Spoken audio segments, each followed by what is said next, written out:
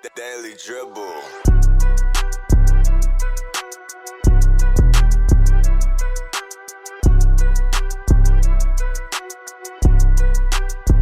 Welcome back to the Daily Dribble podcast, guys. As always, I'm your host, Nick Zammit. Here, absolutely stoked to have the full squad in. Yep. The boys are here. We've got Mr. Lee Hancock. What's going on, guys? We've got Mr. Ro Hancock. How we going? Lads, how's it going? Friday night rolls around again. Another big week of NBA action. What have you made of it all? Yeah, it never stops, does it? It's just full on all day, every single day. But as basketball fans, you've got to love it. We love it, Lee. You've been loving it just as much, mate? Just as much. A lot of upsets this week. A lot of big games. Some games that have felt like playoff games, actually. And we're 2 or 1 week in. So for every high there's been equally a low. And for me, I wear this with a little bit of shame today. The Lakers jumper here. I'm trying to manifest positivity. I have high hopes that we'll get our first win on the board tomorrow versus the Timberwolves. But after starting 0-4 to kick off the season, it's a real grim state of affairs. And to be fair, it's a hard watch. You cannot be walking around in that with your head held high. It's not. Right? It's not held high. It's absolutely not held high at the moment. Some sort of shame associated with wearing that, I would have thought at the minute. Shame is probably the most accurate word you could have used there, my friend. But I guess I was just scrolling on TikTok the other day. Here we go. And I come across this bloke here, and I'm sure some people would have seen it. This would have rubbed so much salt into your wound, Nick. Let's just have a quick listen. Los Angeles Lakers, what happened?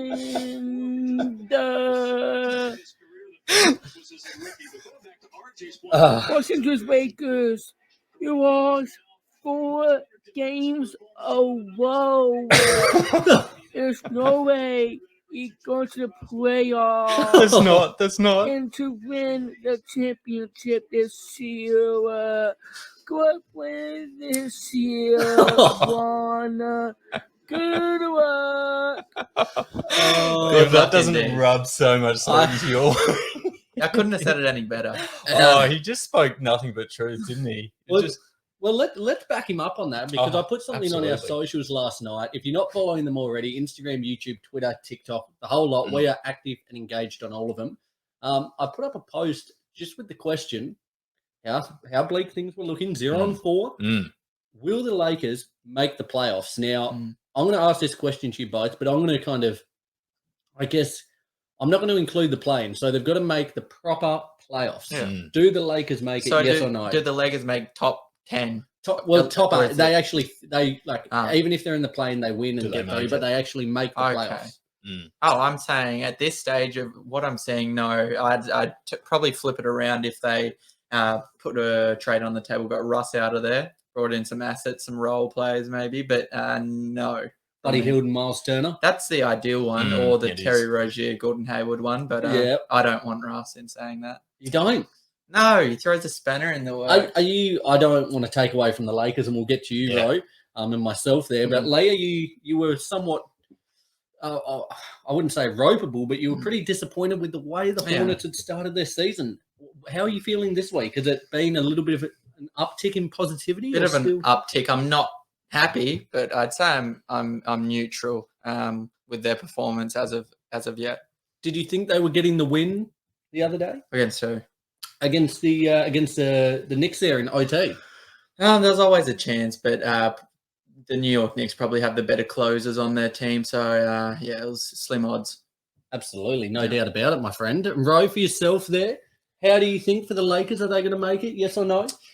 I hate to be the bearer of bad news, Nick, but the hole that they're in at the moment is just far too deep. And I don't think it's one that can be turned around within the course of a season. Even if they were to trade Russ for hypothetically one shooter and one role player, the problem is bigger than that.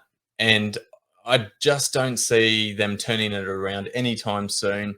The actual whole squad doesn't sync well together, and it's not even just Russ. He's the scapegoat, isn't he? Yeah, he's the scapegoat. Everything's getting thrown on him, and you're 100% right. Yeah, they just look dysfunctional, don't they? And they've almost.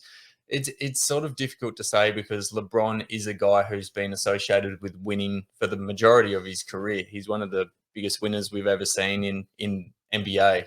But this team almost looks like they've forgotten how to win. And that's once you start getting into that losing mindset, and, you know, we've spoken about the losing culture in the past, it's actually quite hard to turn things around. And the Lakers, they're in a bit of trouble, Nick, unfortunately. I tell you what, they all look ready to head to Smoko. They've just had a big morning on the tools, laying bricks, shooting absolute bricks. Get the coffee and darts out, boys, because you've put in a shift there. And they are throwing absolute garbage at the minute. Every single one of them, not just Russ. No. Because, as we said, he's the scapegoat. But, everyone's got to take a bit of the blame here. I think the pressure's coming off Russ a bit because it's evident that it's not just his fault. I think this season he's starting to take a little bit less of the heat. Well, here we go. This is what we heard during preseason. We heard Darvin Ham was going to play him off the bench. Latest reports are suggesting that tomorrow in their game against the Timberwolves, he will come off the bench. Okay. Has to. Now, I like it, and I think this will be a telling sign, kind of if you will, a make or break moment for Russ with the Lakers, his tenure there, because I think if it works and it enables him to play freer, play more of the Russ style ball, that kind of ISO game, keeping the pace up, driving that second unit. If it doesn't work out, then I think it's probably his final. It's probably curtains if that doesn't work, isn't it? Absolutely. But I mean, we were talking about this a few weeks ago, and we don't want to hang on too long to this Lakers talk. Yeah, it's making me sad. It's making me sad. I mean, at the end of the day, we're speaking about Russ coming off the bench, and they have to trial it because, as we know, him as a starter is clearly not working. And imagine him coming up against the opposition reserve point guard. I think he would just cause absolute havoc, and he still installs fear into opponents. He does. Just that athleticism, not quite at his absolute apex there, but he still moves. And speaking of scapegoats, quickly, what do you reckon the likelihood of? And this is a very early call. I don't even feel confident really saying this, but how do we feel about Darvin Ham and his likely?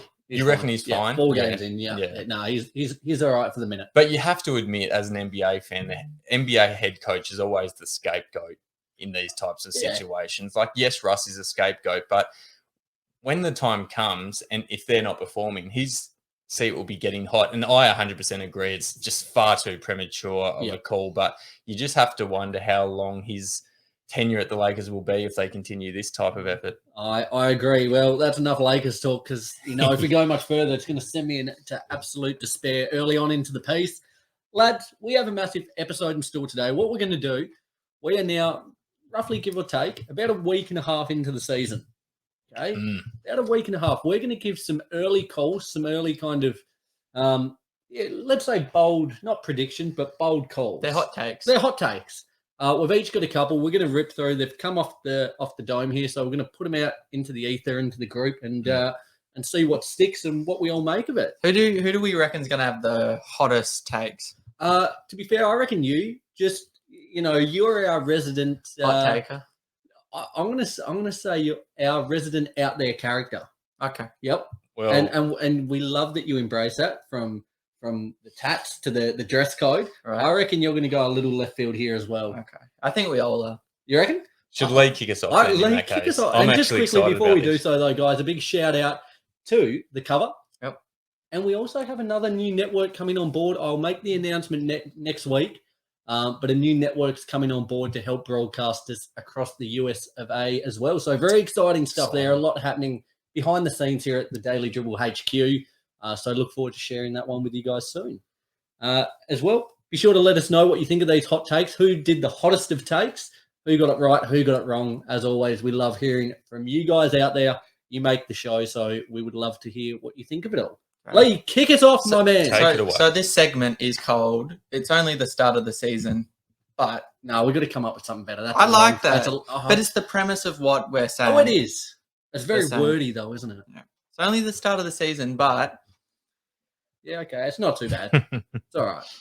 Herbert Jones isn't... You can't call him Herbert to start. You got to call him Herb, don't you? Herb Jones... That's very official. ...isn't only going to be on the All-NBA All-Defense first team. Hold on. But he's going to win. He's going to win Defensive Player of the Year. No, okay. Okay. Officially rule Lee as having the hottest takes. Okay. Herbie. Lee, come on. No, It's only his second season in the NBA, but he's a grown man. He's a grown-ass man. He's 24. He played 4 years in Alabama. As we've seen, say it again. Alabama. Where's he from? He's from Alabama. A little tinge to it. Have a bit of sauce on that one. Sounds like a local. He's got very long arms. He's strong. He's athletic. He's got an extremely high defensive IQ. He's 6'8" and he's got the wingspan of a pelican. 7-foot wingspan. And turn it down. He's going. Turn it down. He's going to games with confidence, shutting down guys like LeBron, like Paul George. I've seen him come up against Giannis, and he's doing it like he's been in the league for about 10 years. But has he shown it this season? God, yes, he has. What are you talking about? His defense? Yeah. Yes, he has. It doesn't slow down, and even he's steadily improving offensively. But look, that's not what the Pelicans need from him. But God, I am really high on Herbert. You don't say. Defensive Player of the Year. DPOY. That's a big accolade to That's give a a big second-year accolade. player. That's a very big accolade. I think Rudy Gobert, he's won it so many times in the past. I reckon he's going to have some voters fatigue. Do you think? So Off the dome, in terms of like actual blocks and steals and things of the kind, do you think Zion might take away a little from him? No, not Zion. No. Do you think with the other players that they have, Brandon Ingram's not notoriously known as a great defender, CJ McCollum? The only one I can think of is maybe Alvarado, who's a great. But defense. is there actual overall team defense? Like, are they going to finish? Do you think as a top 10 defensive team? Probably to probably win the award, they're going to have to be a top 10 defense. I'd probably say so. They have capable defenders. They don't have anyone that is a liability on defense, I'd say. Herb Jones, Defensive Player of the Year. Now, I thought we were getting off to a hot start, So particularly given Lee was starting. But goodness me, I didn't expect this. Let me ask you this. Do you not even see him in contention? Do you see him he could finish top 3 at least? I don't see him on the first team. I see him as maybe a second or third team if he's lucky. Often with a lot of awards, DPOY included, you kind of got to take your lumps. Like, it's a gradual progression. You'll make the third team, then he might make a first team, he might regress to a second, then he'll win it, or whatever the case. He hasn't got, like, he's not an established star yet. So he doesn't have to be. Well, established defender. I just don't think he's. No, it's a no from me. And what do you think, Ro? Top 3 at least by the end of the year? No, not top 3. Oh, I certainly see where you're coming from, because I think he's a really handy defensive player, and I think he's only getting better and probably will get better over the next few years. And maybe in the next few years he will be in contention. But I look at the guys ahead of him. Let's name a few. Rudy Gobert, Giannis, Bam Adebayo, Mikal Bridges. Smart. No, he's long gone. Marky Smart. He's long. What are you talking about? I just see a few too many guys ahead of him. And the other thing is, Defensive Player of the Year doesn't necessarily have that recency bias that perhaps the MVP does. So they're probably my thoughts at the moment. I like where you're coming from, though, because it's about time we give these defensive stalwarts of their team the credit that they're due, because we always give credit to the offensive absolute powerhouses of the competition, but the defensive ones, we rarely give them their roses while they're still around. So I actually like the call to have the balls to say it. In saying it, he's not. I don't think he's going to be finishing. Sometimes you just got to stop and smell the roses, don't you, Roy? You do. We're all high on Herb Jones. Oh, high on him, no doubt. Absolutely, yes. Absolutely. Not quite that high, but that was my hottest take. I started off with my hottest. Lee's gone out of orbit with that take. All right. Well, I might follow up there. My hot take is it's a question and a statement. Oh, okay. Kind of. Okay. Could Lauri Markkanen, and I think so, be a sleeper pick for most improved player? Now, this team is certainly going to get a lot more love if the Jazz continue to get wins. They're currently sitting at 4-1, much to the disbelief of many, including myself. All NBA fans. Oh, it's just absolutely absurd at this point. So far this season, he's averaging 22 points, 8 rebounds, 3 assists, which is a 7-point jump from last season there with the Cavs. Huge. And I mentioned this in the off-season. Now, you guys were on holiday there. You might have tuned in. You might not have. I wouldn't hold it against you if you didn't. But I remember as a 1 odds and ends, and I really made note of Lauri Markkanen. And I made the point that he absolutely showed out at Eurobasket. He had a game against Croatia, the round of 16. He dropped 43 points, 9 rebounds, 3 assists.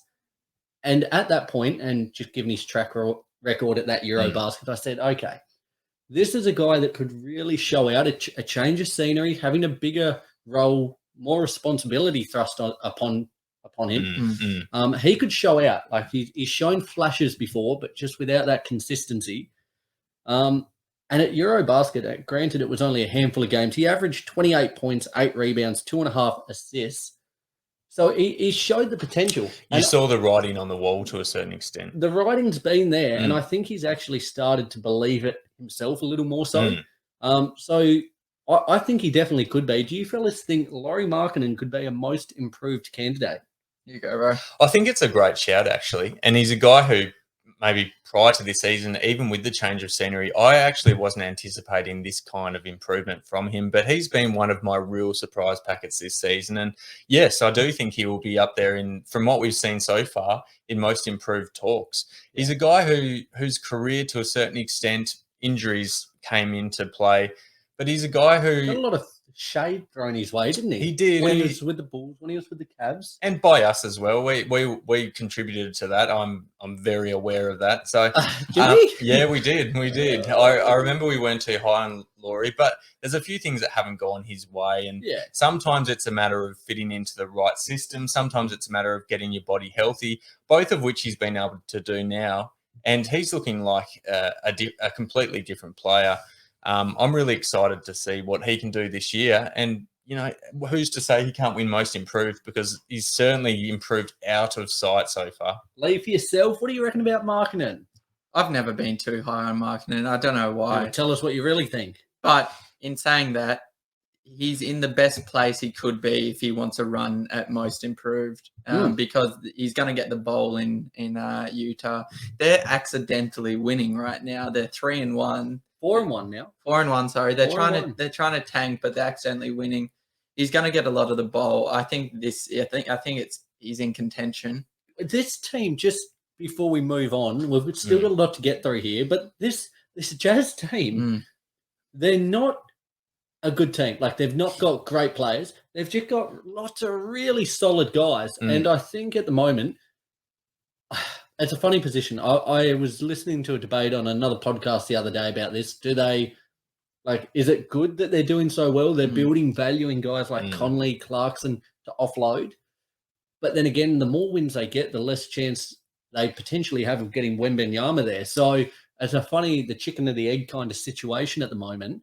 But just hypothetically, before we move on, if this team were to stay as currently constructed, do they make the play-in? No. I won't say playoffs. I'll say the play-in. I'll go off the bat and say no. It's too early. We're 5 games in. They're going to take a decline, I reckon. Pretty soon. They've beaten the Nuggets. They've beaten the Wolves. Yeah. They've taken some big scalps, haven't they? But we've seen in previous seasons, and we don't like to get sucked in too early to some of these teams because... Bullshit, I do. I love it. Yeah, you love the recency. I thought the Wizards were winning the championship after 10 games last season. And that's a key example. So we don't like to buy in too early, or we shouldn't. So I don't think so, and I don't think they should either. It's not in their best interest. I don't think so, particularly when you've got not only Wemby, but you've got Scoot Henderson as another potential pick. So I don't think that they... Like, it's been really good to see them performing, but far out, I don't think it's in, as you said, Nick, it's not within their best interests. If they want to tank, I've got a trade that I saw proposed. Oh, here we go. Have at it. So it was Conley and Clarkson for Russ and those first rounds. No. No, in general. No, for the Lakers, just for the pure fact. Get some shooters around LeBron. Conley and Clarkson, you don't want to give up those draft picks for that package, I don't think. Yeah, fair enough. That would be my reasoning. I would have them if it was a package of, say, Conley, Clarkson, which just feels ridiculous given the fact we gave up on Clarkson a few years ago. Give up Russ and, whatever the case may be, an Austin Reeves or I don't think those draft picks should be a part of that package. Would you perhaps, I think I'm in agreement with you, but I'm playing devil's advocate. Would you perhaps be inclined to take that trade because of the fact that LeBron has only got well, as far as we know, he's probably got a few years left in the league. The window for him to win another championship with the Lakers is closing, and to get shooters like that into the team could, bolster their chances of winning the championship. Not to say that they will be winning it, but it gives them a better chance, I think. My thinking there would be, from a Lakers perspective, are Conley and Clarkson, just those two, getting rid of Russ, good enough to make them contenders? I don't think so. At the way what they've shown so far, and then I think you're even, LeBron's not going to be around forever. You're then compromising the future even more so by getting rid of what very limited draft assets you still have. Like, we've got zilch. It's all going to the Pelicans. So I think you'd try and hang on to those assets unless it was a really, like, a package that you thought was going to move the needle. And I just don't know if that would move it enough to warrant it. Yeah, you need some sort of certainty that the trade that you make will put the Lakers into championship contention. Yeah, I agree with that, I think. But it's an interesting one because I think that would be very handy. But I think so too. I'd love to have Connells. Real quickly, without staying on it too long, so you wouldn't take that one. Would you take Miles Turner and Buddy Hield? Yep. With the two first round picks? Not the two. I'd give up one. Okay, that's all I wanted to know. Willing to part with one. Ro, fire away, my friend. What have you got for us? It's only been a few weeks since the season started, but Philly are not true contenders yet again. Prior to the season, we were talking about Philly, and I think Philly is the main reason why I have trust issues. Because at the end of the day, every single season, we have faith in this team who, on paper, seems as if they could cause absolute havoc. Yep. And they've had the track record as well of being a really solid regular season team. Yep. But they, to start this season, have been absolutely abysmal. What are they sitting at? To begin the season, they've started at 1-4. So let's put this into perspective, shall we? So to begin the season, they lost to Boston, which is understandable. And they also lost to the Milwaukee Bucks, which is also understandable. It's this one here. They then lost to the San Antonio Spurs, who many, including us, thought were going to be the absolute bottom of the barrel in terms of the West this season. But they're playing well, knocked off the Wolves the other day, took it up to them again the other day, playing hard ball. Pretty well, but should they be beating the Philadelphia 76ers? No. I don't think so. They also lost to Toronto. So I guess putting it into perspective, they've lost against three teams who probably, certainly Boston and Milwaukee will be in the thick of things come the end of the season. But Raptors maybe sneaky underrated. Raptors, yeah. I'm still Siakam playing the best ball of his life, I reckon, at the minute. I love Spicy. Couple of games. I love Spicy so much, but they probably would have gone into that one as favourites. Let's be honest. I picked them. I picked them absolutely. Got them again tomorrow, actually. Oh, do they? That'll be interesting. Big game, that. Yeah, that a lot writes on that game, I think, and a lot writes on the next few weeks. And speaking of which, sorry, yes, you said about hot seats before. Doc Rivers, his arse would be starting to feel a bit of a warm tinge to it. Up. Yes, if they lose tomorrow, 1-5, I tell you what. What do we think this comes down to, though? Like, I've got my own thoughts on it. Well, give us some.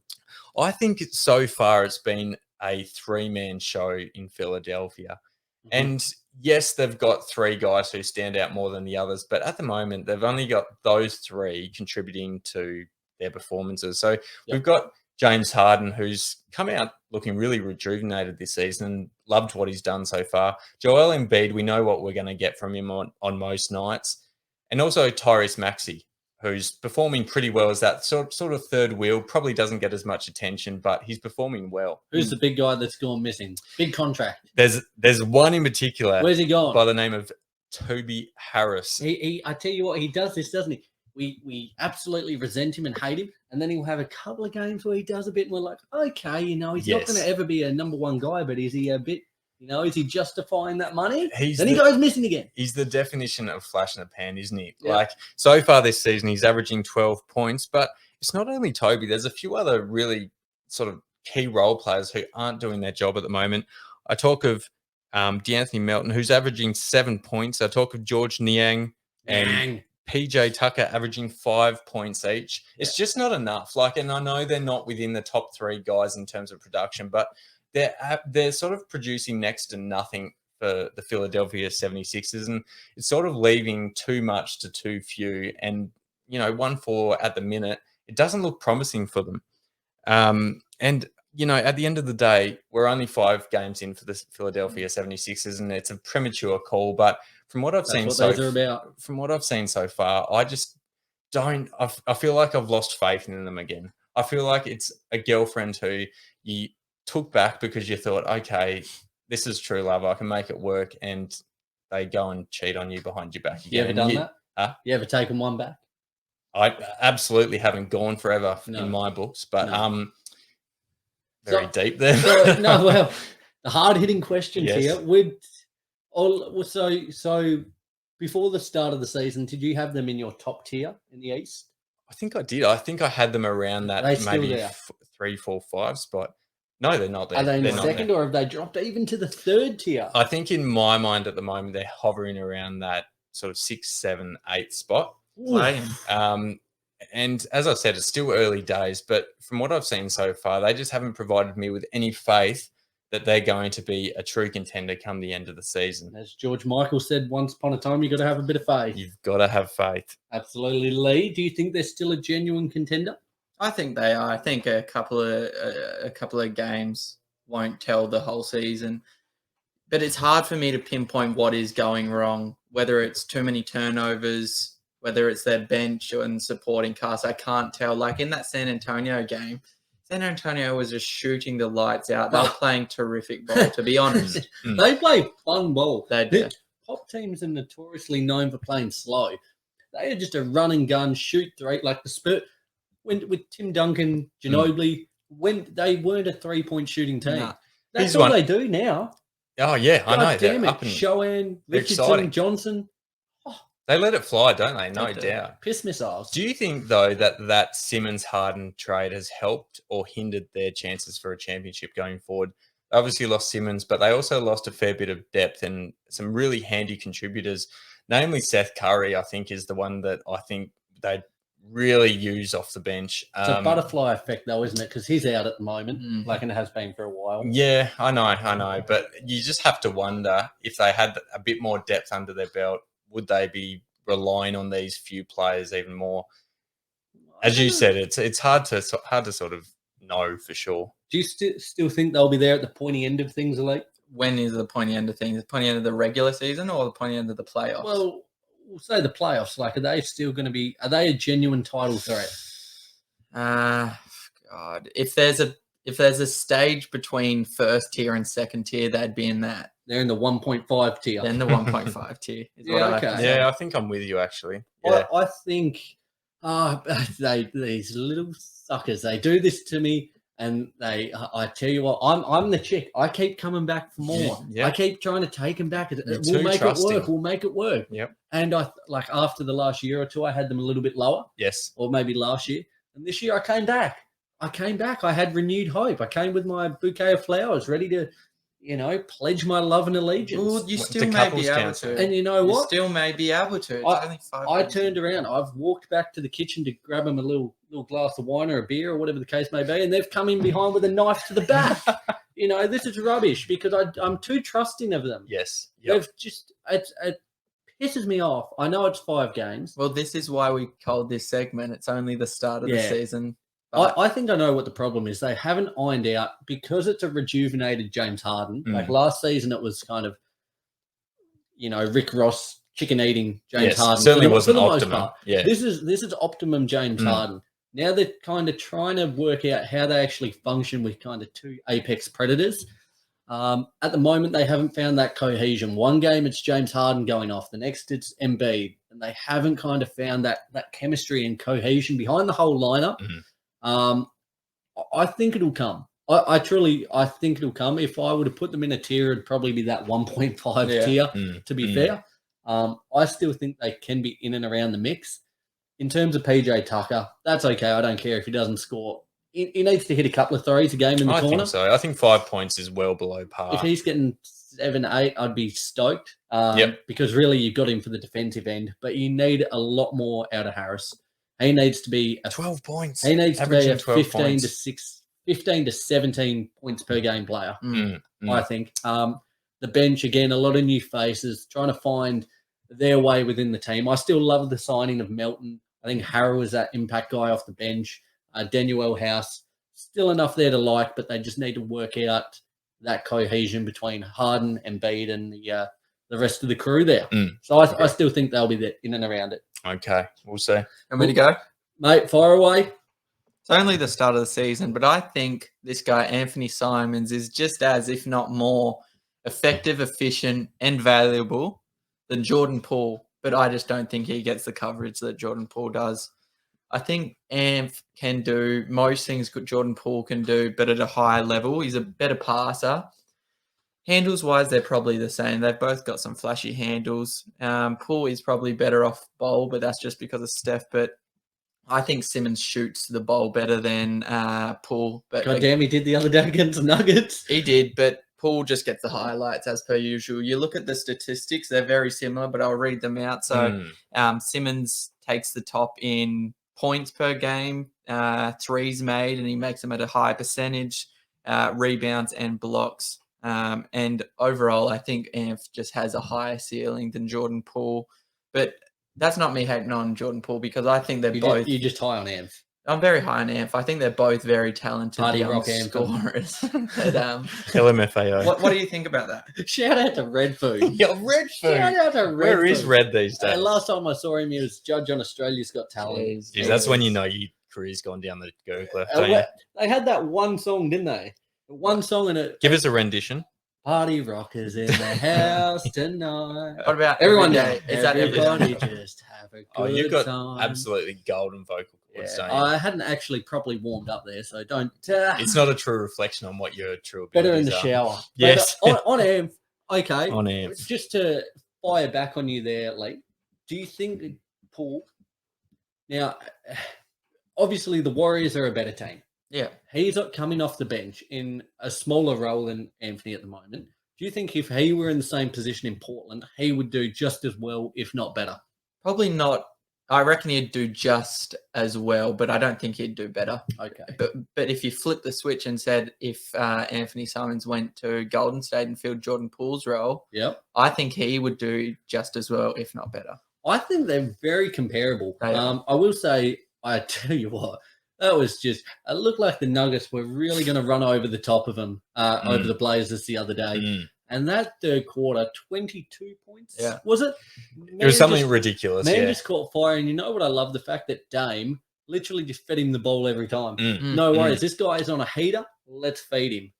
And they ended up pissing on the Nuggets there. So when it comes to clutch time, it's always Dame time. who will unfortunately be out for 1 to 2 weeks now. Right. Which with a calf strain. means Anthony's role just goes through the roof even more. And he was leading, put up a post today, Basketball Forever, their first MVP rankings. Bless you, my boy. Dame was top of their MVP rankings. So not an ideal time for him to go down, but on Amph, it's a tough one. I'm going to put them on par. Yeah. I'm going to put them on par. I'd love to see Paul actually start. Okay. I mean, he has some games. He has some games, but a bigger sample size. I'm sure they're playing some. No, they wouldn't be playing similar minutes, but still, somewhat maybe. Amph certainly isn't afraid to let it fly, is he? Yeah. Like, I think so. It looks like so far this year he's averaging 17 shots attempted from the field, and Big number. on a team with Dame Lillard as well, who's a proficient shot Looking at his maker, then best. I think that's a lot of shots to be going up. It's really deceiving though how you own one of these players. I don't know if you guys have experienced this, but you own one of these guys in fantasy, and they from a fantasy perspective, Amph has been underperforming something shocking. Yep. But you look at his, I guess, performance from a box score perspective, and he's actually performing quite well, particularly that game where he just absolutely lit it up. I think he's got the true ability to be a volume scorer as either the first or second guy on that team. Early call. Do you like him as a better fit with Dame than CJ? I've much preferred. I do. I've much preferred CJ, to be perfectly honest with you.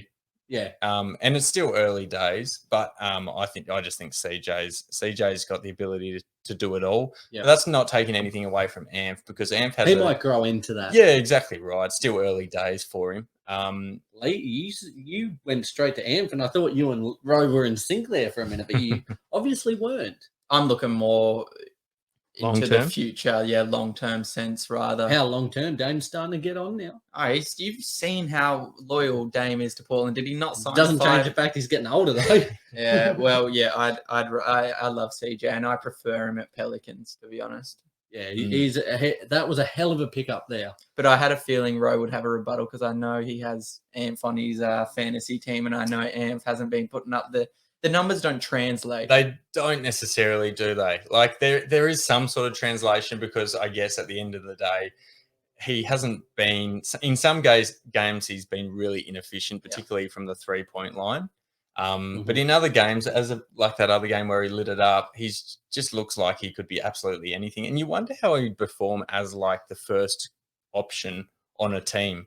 Would he perform similar to for example, when SGA went from the Clippers to the Thunder? Would he perform in that sort of manner, or is his game more revolved around pure shooting? And is he more suited to the Robin role as opposed to the Batman role? So I was just in my head there. You just got me thinking, as you said, he could be anything. Yeah. And I tell you what, this day and age, we can all be anything. He could be. He might want to define himself as a goat. And we would have to accept it. Absolutely. Get on to Ben Shapiro. Oh, Here we go. No, this is dangerous territory. If we're talking about Jordan Poole and Anthony Simons, I think I think Anthony Simons has a better chance to be the Batman, because I think his game, opposed to Jordan Poole, is more well-rounded. Whereas I think Jordan Poole can probably be a better shooter, but that would be pretty much all is in his arsenal. It's a real coin flip. I'm going to say, I'll say Poole as a Batman. Yeah, as more of a Batman. All right. If that's the question, I would say Poole would have more chance of being a Batman, because we saw a lot of last season as well. And yes, Anthony Simons showed good signs at times last season, but I don't necessarily know if he could play in that Batman role. I don't even think Jordan Poole's had the opportunity to perform in that role. So it'd be interesting to see if he got a starting gig regularly, what he'd be able to achieve. But both really, really solid players. Excellent, lads. Let's push on. We've still got a bit to get through. This one can be pretty quick, because I hope we all agree. Maybe not. Well, it's not always the case. Ja Morant will be the starting point guard in the All-NBA first team this season. Now, I'm excluding today's game against the Kings, which they won, so it improves their record to 4-1. He had 20-odd points, quite a few rebounds, quite a few assists. Normal Ja. But across the first four games, first four games of the season, averaging 35.3 points a game, 4.5 rebounds, 7 assists, plus a steal, shooting 60% from three. Unbelievable. Which might have been the one aspect of his game that was not holding him back. He still shoots at an all right clip, but through 4 games shooting 60%, as well as getting to the free throw line 11 times a game. Now, his competition is probably most notably going to include Dame, Steph Curry, Kyrie. Luka can probably play as that shooting guard, but those type operators. How do we feel about this? I completely agree. I think it's almost a given, to be honest, because it's not a point You take guard. him above Dame? I take him above Dame. I think it's probably going to be either Ja and Luka, which I think it'll be, or Ja and Steph. I think just in because in the backcourt, just because he's such a fan favorite, he's going to get a majority of the fan votes in that guard spot, and probably mine as well, most likely. But I think he'll be starting.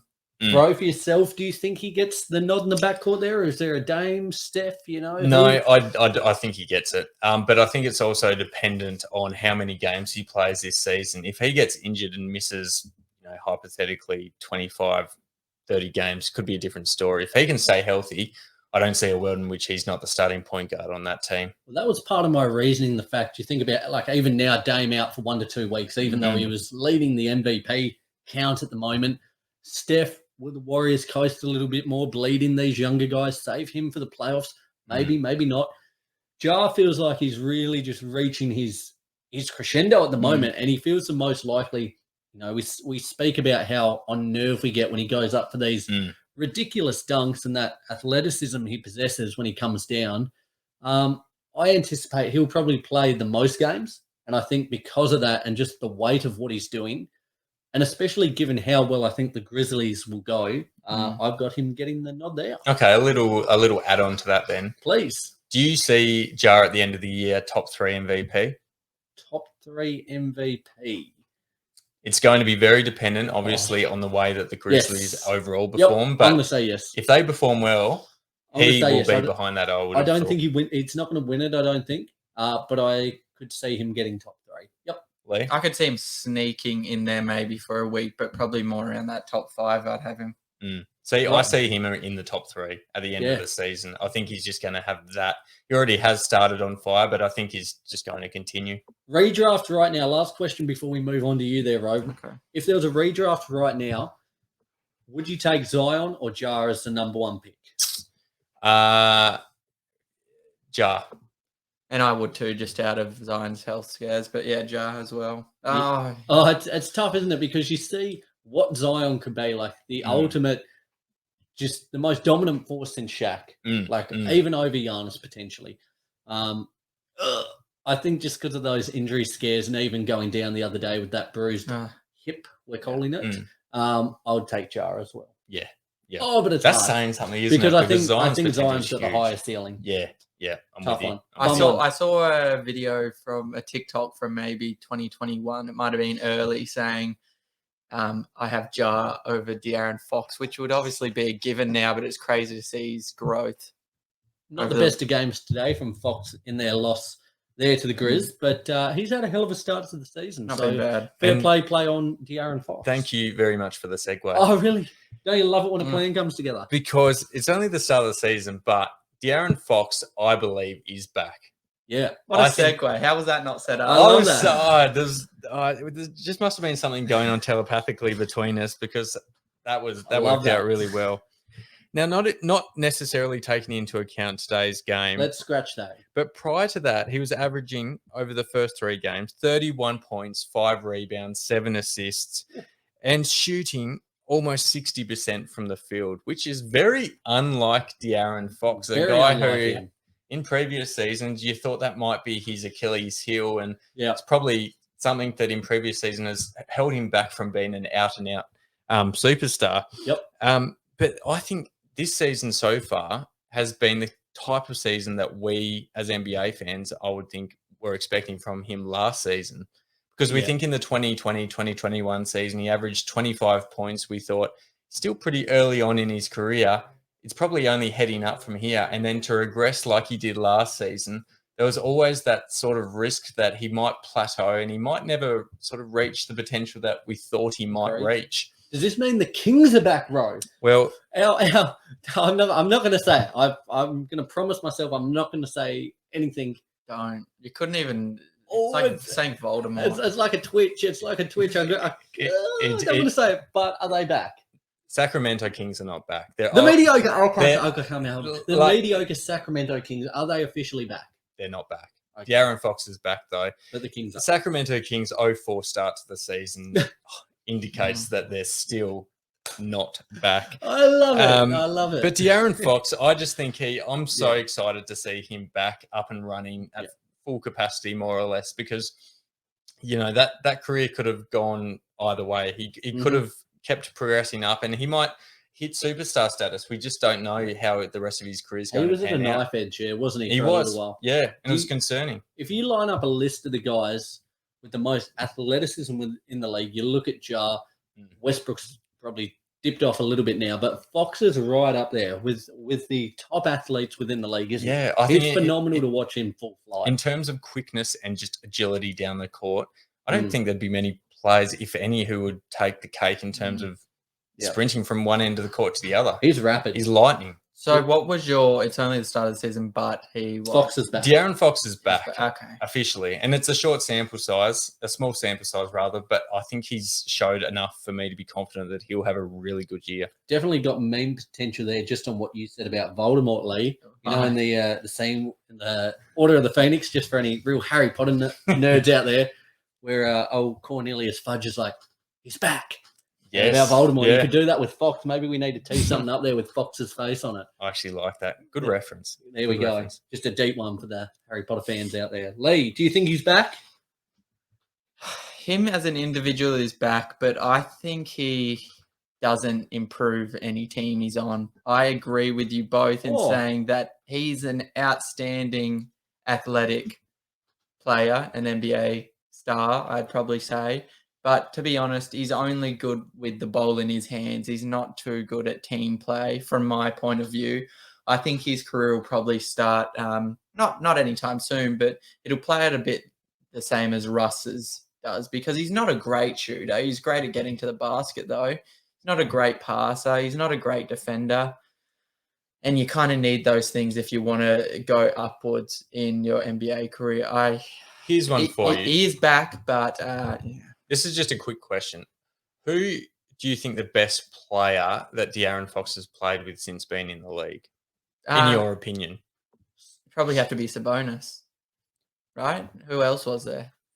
I'd say Sabonis. Say Sabonis? Yep. I don't think I don't think he can do it all on his own is what I'm getting at. Because I think you have to have good players around you to have an effect on overall team success. I'm with you here. I think they look a lot better.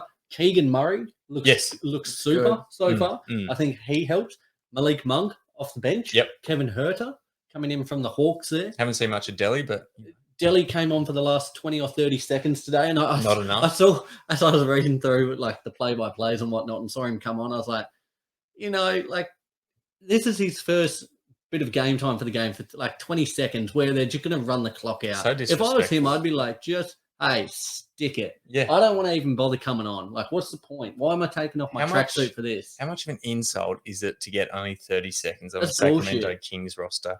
Granted, they have Fox and I just say keep me off. I'll cash my paycheck during the week and you can suck it.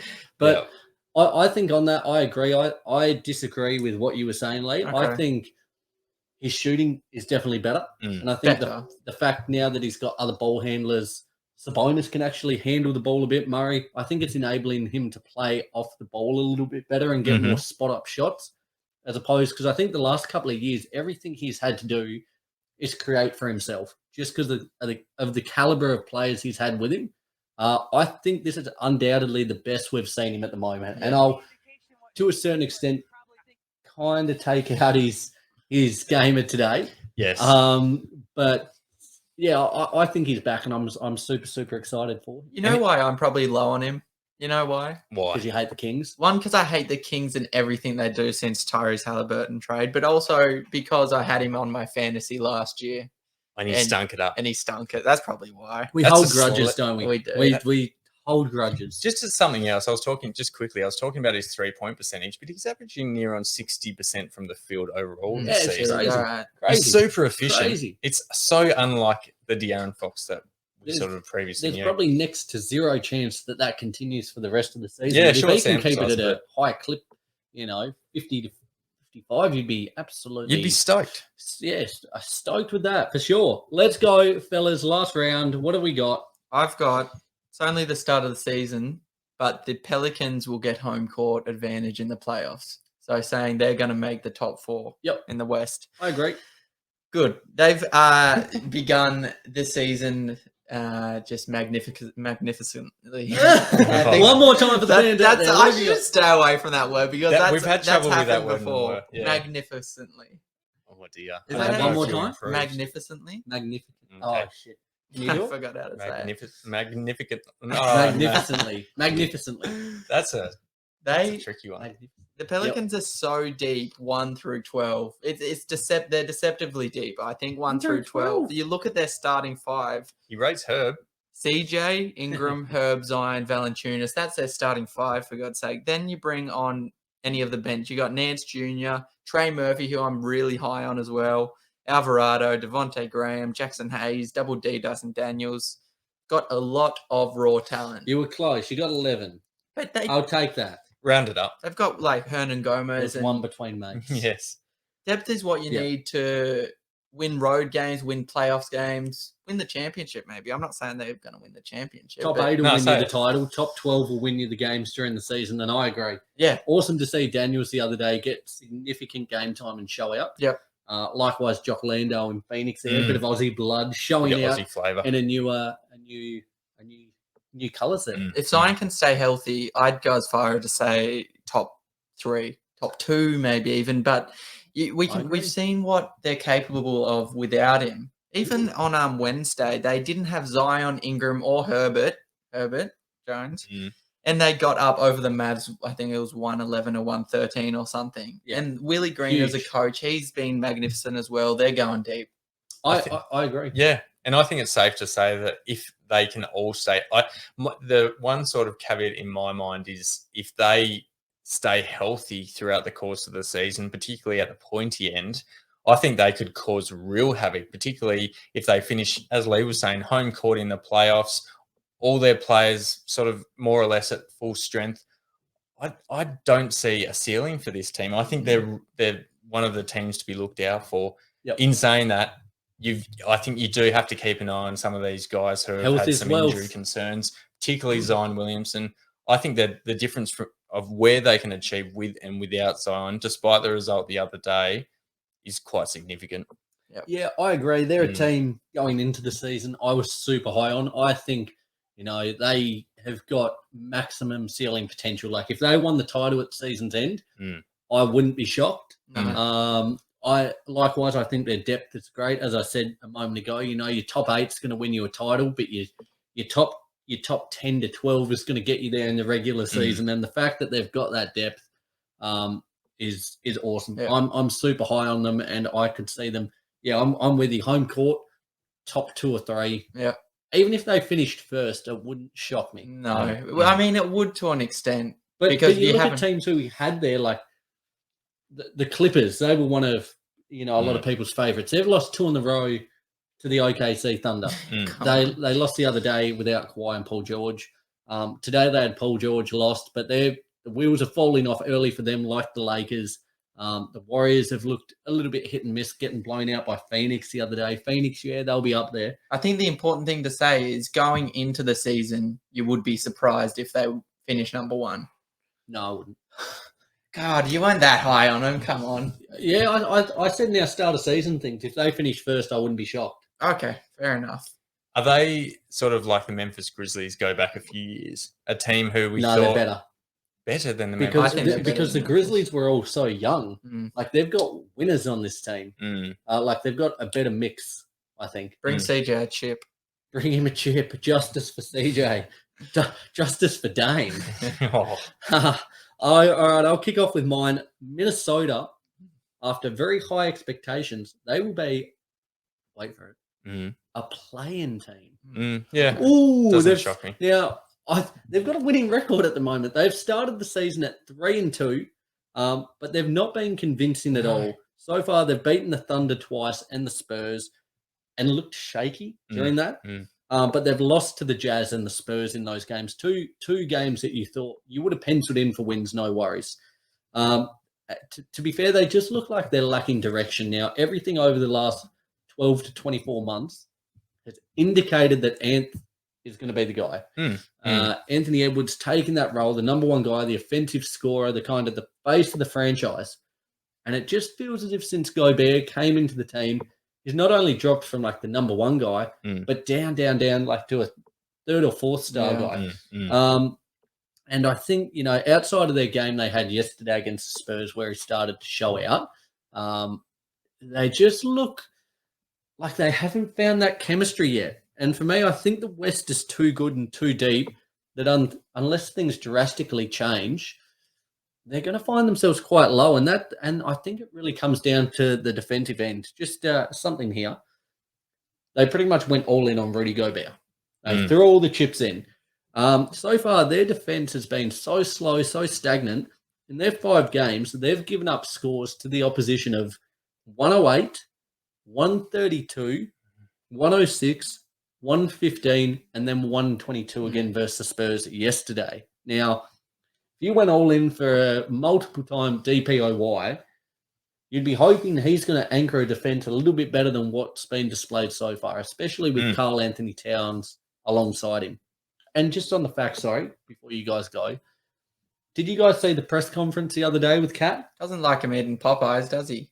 But that is that what you're talking about? Yeah, it wasn't even really brought up. Like Anth said, he struggles a bit with back-to-backs. Okay, if you're the kind of leader of that team, you don't need to call him out for his diet on stage, something that's going to be broadcast around the globe. Like I'm very questionable about Kat, to be perfectly honest, and his leadership abilities, because that was just the sake weird. of saying some stuff. Yeah, he does, and he sometimes gets carried away. Like you shouldn't. If you're a player, you shouldn't buy into what the media are trying to bait you to do, because the media had an absolute field day with that press conference, didn't they? He's a master baiter. Well, yeah, is that a good one? Master baiter? That was all right on the front. Wow. It was all right. Tough crowd. I was just thinking of our probably younger audience that would be tuning in. Don't know what our demographics looking like. Entering puberty, it's okay. It's okay. You got to learn about it sometime, don't you? But a lot better blokes to learn it with than us. Go on. But yeah. Yes or no? Are they a playing team or are they going to be a playoff team? I think I'm with you, to be perfectly honest, Nick. Playing team, haven't been convincing whatsoever in their start to the season. Still, long way to go, but you'd hope so far that they'd be showing better signs. But even in their wins, just haven't been performing anywhere near as well as they should have been. League Plains, yes or no playoffs? I think they'll make the playoffs, and I think they'll make it without the play-in. I think they'll make top 6. I think just is what it is. An ironing out period. But it wouldn't surprise me if they got in the play-in. I think I haven't seen that cohesion with the Timberwolves as of yet, especially with Kat. We talk about him off court and in those interviews, and it looked sloppy. It looked like you guys said, he was just saying stuff for the sake of saying stuff. Yeah. But now he's gone into that power forward role, which he wanted to go in originally, but he doesn't look like he can keep up. He's running all around the floor. He's finding it hard to stretch the floor. Rudy Gobert, the greatest big man shooting 3 of all time. Yeah, supposedly self-proclaimed. Rudy Gobert, he's a DPOY, but he can only do so much as one man defending. Their slip throughs. I think he's got to be better. He's got to be better. He does, but and then Anthony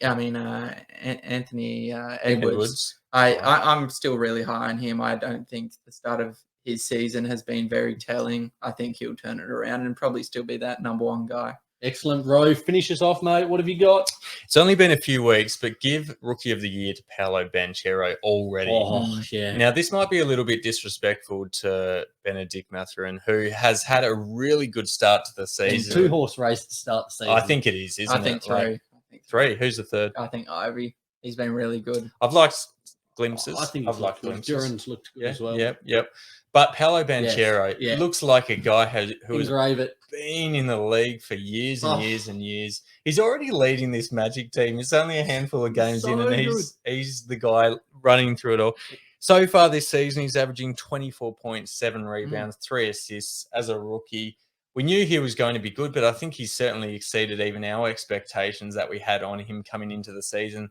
Even as a number 1 draft pick, you still don't expect him to be averaging 24 points and 7 rebounds and doing a little bit of facilitating as well. It's about to break a heap of records as well, I think. If he scores 20 points, is it tomorrow when they play, he'll become the first or the second player in history to record 20 points across their first 6 games within the league. Yeah, I did say something like this, I can't remember who the other player was, but he's up there in uncharted territory. He is. Where the air starts to get thin.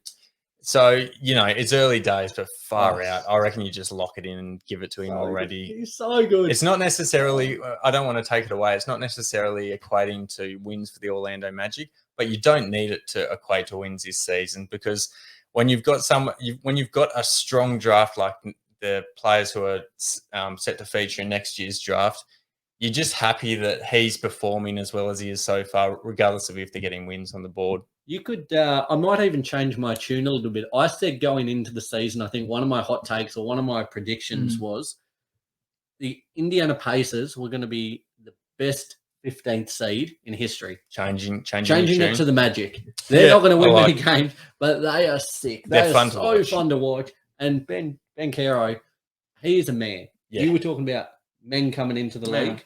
He is a man, and he is so fun to watch. I tell you what, like, I reckon for as good as Mathurin is, and I got him in my fantasy team, I'm high on him, loving what he's doing with the Pacers. Ben Caro is just a different breed. Like, he is taking it up and taking it hard to NBA vets. He's only 19, and like you guys said, he's directing the traffic. He's leading that group of Orlando boys. He's gonna win Rookie of the Year. But you got to give some credit to the Orlando Magic for having that number 1 pick and being faithful in Banchero over Shet with the injury scares, obviously, and then Jabari, who's looked on the Rockets. So you've got to give them some flowers. He's got I know it's a small sample size. He's got such a high ceiling, and I think going into the season, I thought he was going to be a really good player and probably, a star player throughout his career. He has got superstar written all over him. And I know it's a small sample size, but he's quality. It is a small sample size, but did you think to start the season he would be scoring as well as he is on this team? And he's doing a bit of everything. That's the thing that shocked me. Like, yes, he's a big body. I thought he'd come in, he'd probably put a few points on the board and get a few boards as well. But the fact that he's doing a bit of facilitating as well, he's sort of multifaceted player, and it's I think what startled me was how big he is. Like, in everything we saw in the interviews and in college, he looked solid. But coming in and you see him up against some of these big boys within the NBA, like the Premier League within the world, he looks at home. He looks at home and he looks bigger than a lot of them. Yeah, he does. He's a built, well-oiled machine, ready to go. I'm super high on him. Lock it in and grave it now. Speaking of rookies, what do you think Shet, now that the season started, what do you think Shet and how he would have fitted into the OKC Thunder? How do you think he would have? I think he would have been great. Just what we saw in preseason with him and Gid, the chemistry there. I still think Banchero would have been a better overall product at the moment, but I think he would have been fantastic still as well. I think the main focus for the Thunder, and it's not funny, but like you look back on it now, and I think the Thunder, if he was playing, would have been focusing on keeping him as healthy as possible throughout the season, because we know these big blokes and how difficult it is to stay on the court. What a freaky team, just quickly, they will be if they can somehow lock down Wembanyama with him, Shet, and Poku. Imagine rolling out a lineup of those three. Are you kidding? So we spoke about the Twin Towers before. What would they be called if they got Wemby as well? Triple Towers. I guess it's triple, isn't it? Like, you hate to be non-creative. Yeah, that's how fun would that be to see? Unbelievable. God, I'm so scared of Wembanyama's injury concerns though. Like, this isn't a 2K simulation. This is real life with those big bodies, the shots he puts up, and he's fun. I don't want to go into it because we'll no doubt talk about him a lot throughout the year, but he is going to be a blast. That game we saw in him and Scoot, dear. What a showing it's going to be. Isn't it crazy? Bring on next season. Just quickly, isn't it crazy how dominant a player Scoot would be in his draft class if it wasn't for Wemby? And he still is. He would have locked up one at number one. One and then daylight at this point, you would have thought. But you've got someone like Wemby in there who's once in a generation. I'm looking forward to that draft so much. Lads, I tell you what, I've had an absolute blast doing this. As we said, it's only a week and a half, but there are some hot takes from us. We'd love to hear what you guys think of them out there. I think Lee certainly kicked us off with an absolute little jalapeno there to kickstart things. Yeah, it got hot in this room after that. Got real hot, but we would love to hear what you guys think. Quick little prediction for tomorrow as I've got the top on. Do the Lakers get their first win versus the Timberwolves tomorrow, Lee? I'll say no. Ro? No. Jeez. No, I'm going yes. You got to have faith. As I said, you got to have faith. So certainly hope they can get some runs on the board and that we can come back at you guys next week, hopefully with me a little more cheerful. Guys, as I said, a big week coming. Exciting things to announce next week with a new little network on board. So looking forward to sharing that with you then. As always, be sure to stay up to date with all of our socials. Follow them all for when the latest news breaks from the NBA, as well as checking out our our NBL show. Got an episode coming next Monday. The boys from the Fifth and Dribble podcast will be joining me, so certainly looking forward to breaking down all the NBL action as well. Guys, till next week, we're out of here. We'll talk to you soon.